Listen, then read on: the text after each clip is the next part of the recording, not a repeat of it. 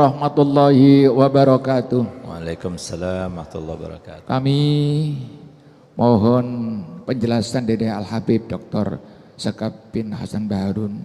Dua pertanyaan, yaitu satu, siapakah penyusun pengarang Sholawat Nariyah? Kok demikian terkenal? Tiap-tiap acara pasti ada Sholawat Nariyah, dan itu dibaca berapa kali? Sebab saya lihat-lihat kitab-kitab itu ada yang baca 3 kali, 7 kali, 11 kali. Dari pertama kali Habib, terima kasih atas jawabannya. Siapakah penyusun Sholawat Nariyah?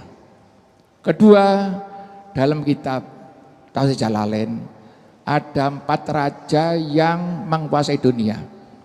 Yang 2 orang kafir, yang 2 mukmin. Yang kafir adalah Namrud dan Bukhtanasor. Yang mukmin 2, Sulaiman bin Daud alaihissalam dan Iskandar alaihissalam. Siapakah Bukhtanasor siapa? Atas jawabannya terima kasih, karena betul-betul saya tidak paham ya. Wassalamualaikum warahmatullahi wabarakatuh. Waalaikumsalam warahmatullahi wabarakatuh. Ya, jadi pertanyaan yang bagus. Siapa Sholawat Nariyah itu selalu kita baca, bahkan mungkin kita hafal ya. Karena itu sholawat yang mujarab sekali untuk mengabulkan hajat dan juga mujarab sekali untuk bermimpi Nabi kita Muhammad SAW bagi yang istiqomah untuk membacanya. Jadi di antara khasiat daripada salawat nariyah itu katanya disebutkan barang siapa yang baca 11 kali aja, 11 kali ya. Kita ambil yang mudah-mudah saja gitu. Jadi mau 100 kali lebih baik, cuma seumpama kita kadang-kadang sibuk atau melawan hawa nafsunya itu terlalu berat gitu. Jadi 11 kali saja yang baca salawat nariyah setiap hari, berarti dia itu telah berusaha mendatangkan rezekinya langsung dari langit dan dari bumi. Nah, itu luar biasa, jadi murahkan rezeki. Jadi salawat nariyah itu diantara khasiatnya itu yang paling mujarab itu qadaul hajah, tapi hajah yang terkait dengan rezeki. Itu yang paling cepat, dan juga mujarab untuk bermimpi Nabi Muhammad SAW. Nah, kemudian yang membuat pertama kali ya itu adalah Syekh Ahmad At-Tazi Al-Maghribi. Nah, sehingga dulu itu namanya salawat itu bukan nariyah tapi taziyah, salawat taziyah. Tapi kemudian ada riwayat taknya itu kehilang sehingga kemudian jadi nariyah gitu. Nah, tapi ada juga yang mengatakan bahwasanya nariyah itu karena seperti api yang begitu cepat melahap kayu, begitu pula salawat nariyah itu bagaikan api yang begitu cepat itu di dalam mengkabulkan hajat. Itu maksudnya gitu. Makanya kemudian dikatakan salawat nariyah. Juga ada nama lain, salawat tafrijiyah. Nah, jadi tafrijiyah, salawat taziyah, dan salawat nariyah gitu.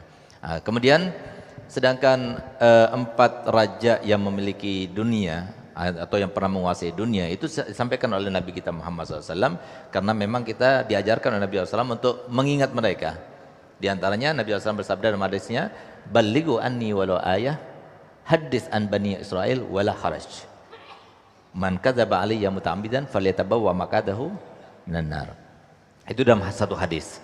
Yang artinya kata Nabi SAW, jadi silahkan kalian itu berbicara tentang Bani Israel. Nah, termasuk yang disampaikan Nabi SAW diantaranya adalah malakat dunia arba'atun. Telah menguasai dunia ada 4. Kafiran wa mu'minan. Nah, ada yang 2 kafir, yang 2 mukmin. Yang mukmin itu adalah seperti yang disampaikan adalah Nabi Sulaiman sama Sayyidina Dzulkarnain. Sedangkan yang kafir Namrud yang di zamannya Nabi Ibrahim, yang membakar Nabi Ibrahim, dan juga Bukhtanasor. Nah, Bukhtanasor ini ada 2 riwayat katanya Ustaz. Ada riwayat yang dia itu hidup di zaman Uzair. Ada riwayat yang hidup di zaman Sayyidina Yahya. Nah, jadi yang Bukhtanasor ini seorang raja yang awalnya itu dari seorang panglima, yang dia itu mempunyai bawahan sebanyak 100.000, semuanya orang-orang hebat semuanya, dan 100.000 itulah kemudian yang menaklukkan berbagai macam belahan dunia sampai kemudian dia diangkat jadi raja dan rajanya diganti olehnya.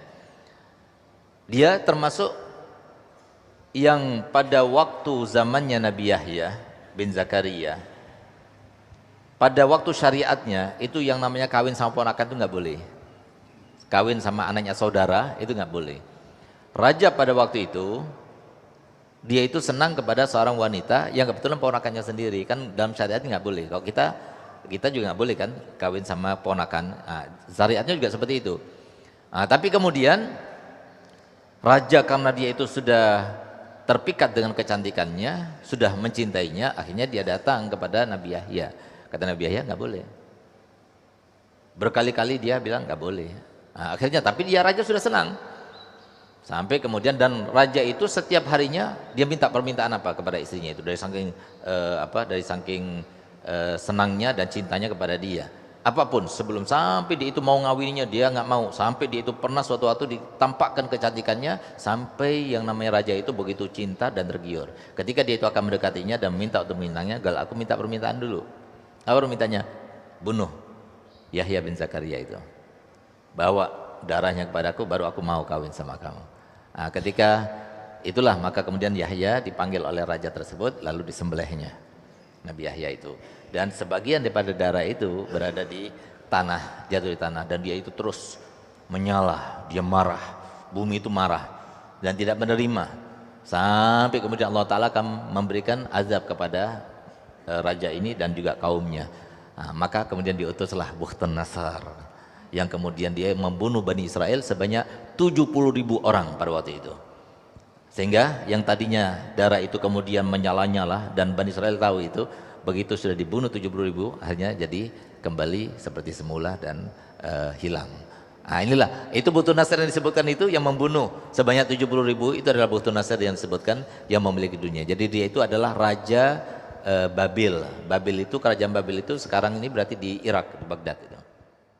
Nah, mungkin seperti itu.